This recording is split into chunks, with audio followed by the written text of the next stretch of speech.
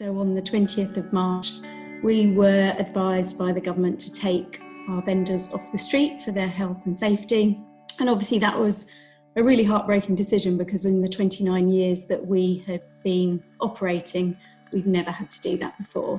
So overnight, not only did all of our vendors lose their income, but we lost 80% of our revenue at the same time as well. So it's been an incredibly difficult time for us.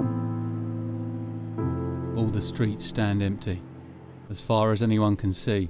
Social distancing, stay at home, an hour apart. So we had to adapt incredibly quickly to the circumstances through the pandemic.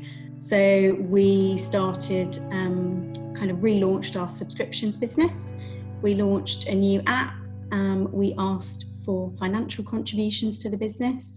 And then we also launched in a number of retailers, so 8 retailers, and you can now buy the magazine every week when you're out shopping for your food, which has been brilliant. Everything was effectively a huge change for us in terms of the ways that you could support us.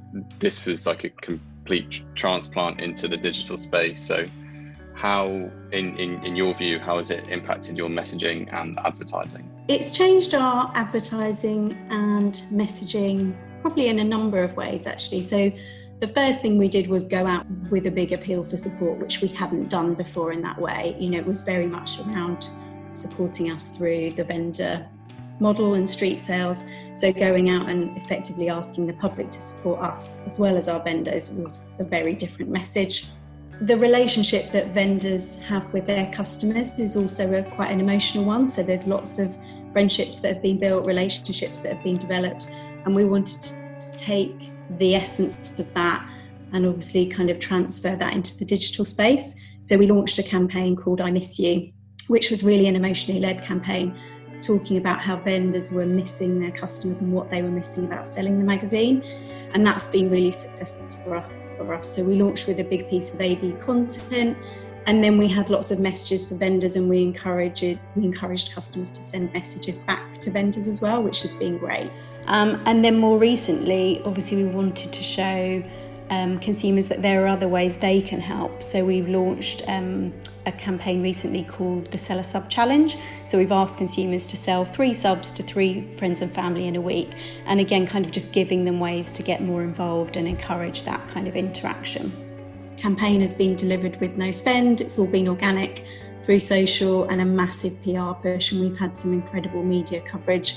So we've achieved about 6 billion in terms of PR reach, and we've had some really generous, obviously pro bono support from our agencies like Fox and Hare, FCB Inferno in December 19, and we've had a huge support, outpouring of support from celebrities.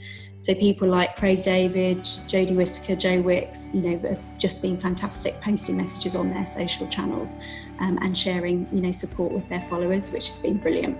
It doesn't just have to happen on the street, it can happen in other spaces as well. So that's probably one of the key learnings that we're thinking about. But obviously we want to be fit for the future in terms of, you know, being very digitally focused. And we're working on a number of digital initiatives, not only with our vendors, but also in terms of our communication plans to ensure that we can build in, you know, those digital learnings going forward. So I think we've learned a lot in a very short space of time.